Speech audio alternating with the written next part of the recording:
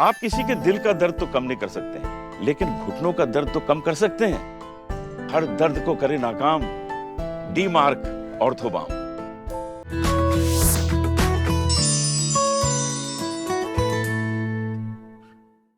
Hello friends, स्वागत है आप सभी का एक बार फिर से दिव्य ऋषि आरोग्यम संस्थान में। मैं हूं आपका अपना डॉक्टर आशीष रतूड़ी।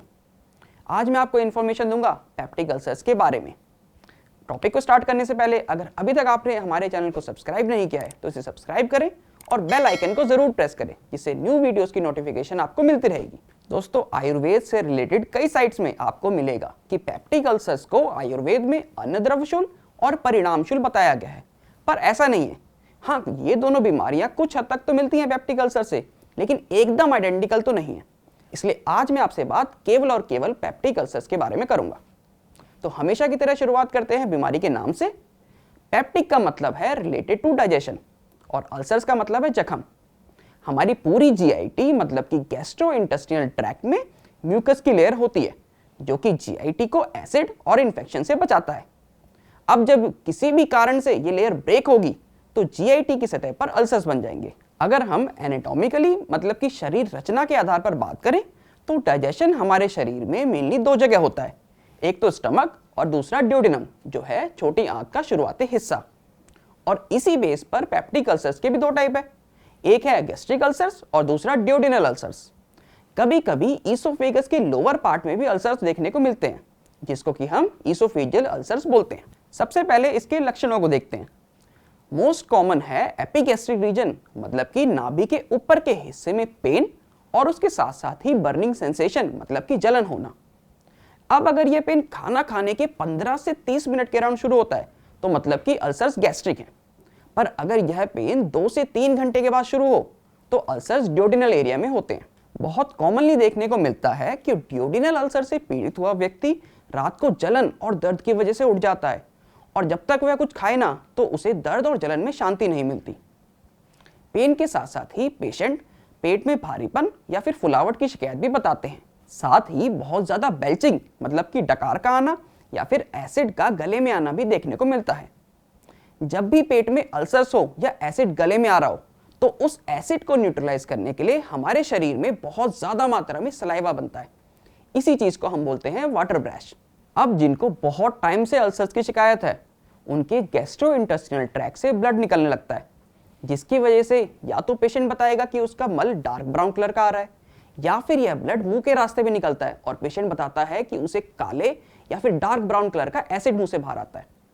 इन्हीं लक्षणों के साथ साथ अगर भूख ना लगना या फिर बहुत ज्यादा वेट लॉस होना भी दिखाई दिए, या फिर हमारी टेस्ट रिपोर्ट में अनीमिया भी आया है, तो मतलब कि जीआईटी में अल्सर से ब्लीडिंग हो रही है। अगर फिर भी पेशेंट इस बीमारी को अनदेखा करे तो जीआईटी में परफोरेशन मतलब कि गैस्ट्रोइंटेस्टिनल ट्रैक्ट कहीं से भी फट सकता है, जो कि जानलेवा अवस्था साबित होती है। आगे मैं आपको बीमारी के कारण और उसके लिए हेल्थ टिप्स दोनों साथ साथ ही बताता जाऊंगा। अगर हम कॉजेस को देखें तो एच पाइलोरी नाम का बैक्टीरिया मेनली रिस्पॉन्सिबल होता है इस बीमारी के उत्पन्न होने में। अनहाइजेनिक ईटिंग हैबिट से ये बैक्टीरिया हमारे स्टमक और इंटेस्टाइन में एंटर करता है और वहां अल्सर्स को कॉज करता है।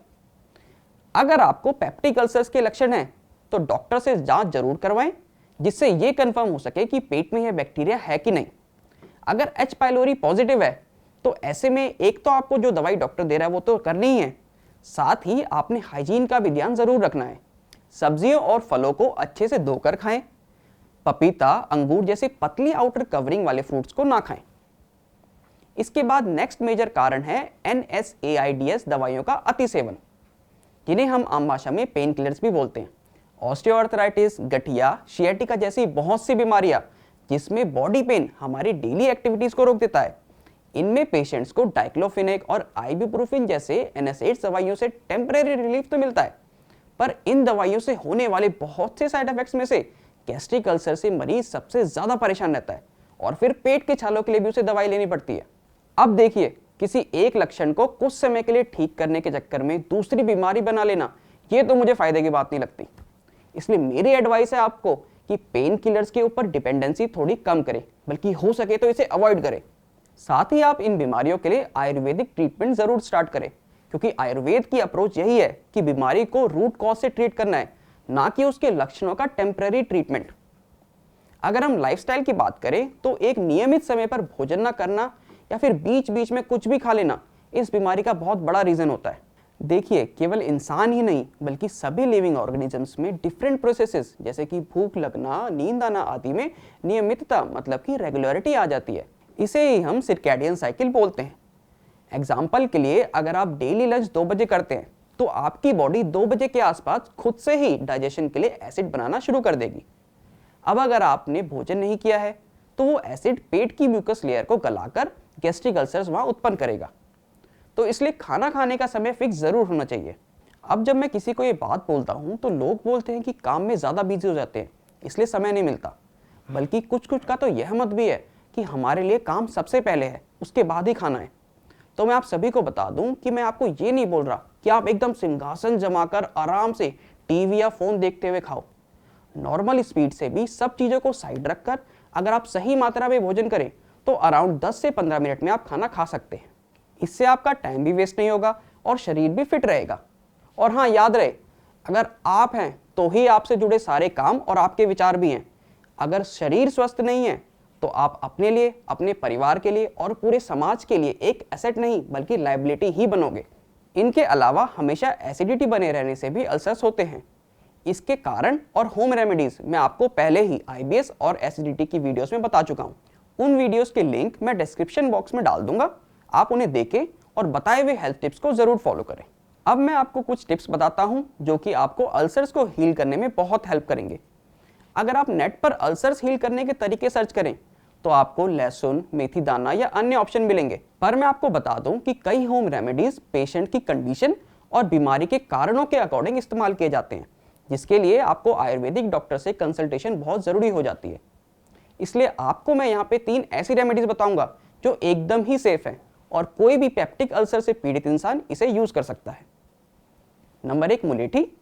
व्रण रोपण मतलब वुंड हीलिंग में मुलेठी बहुत यूजफुल साबित हुआ है। अगर आप डेली दिन में 2 से 3 बारी खाली पेट 3 ग्राम मुलेठी के पाउडर को नॉर्मल पानी के साथ पेस्ट बना के ले तो ये अल्सर्स को हील करने में बहुत ज़्यादा हेल्प करेगा। नंबर 2, गाजर और ब्रोकली या फिर बंद गोभी का जूस। गाजर के अंदर विटामिन A और बंद गोभी में विटामिन C और एंटीऑक्सीडेंट गुण अल्सर्स को हील करने में बहुत हेल्प करते हैं। सब्जियों को अच्छे से धोकर इनका जूस बनाएं और एक एक गिलास सुबह शाम पिएं। Number 3, aloe vera. डेली सुबह खाली पेट 1 कप एलोवेरा लेने से एक तो आपको एसिडिटी में रिलीफ मिलेगा और पुराने अल्सर्स को हील करने में भी काफ़ी ज़्यादा हेल्प मिलेगी। तो दोस्तों, ये थी एक ब्रीफ वीडियो पेप्टिक अल्सर्स और उसमें यूजफुल होम रेमेडीज़ के बारे में। अगर आपको मेरी वीडियो पसंद आई है तो इसे लाइक करें और शेयर करें और इस पर कमेंट करके ज़रूर बताएं। तो जल्द ही मिलता हूं एक न्यू वीडियो में, तब तक के लिए धन्यवाद।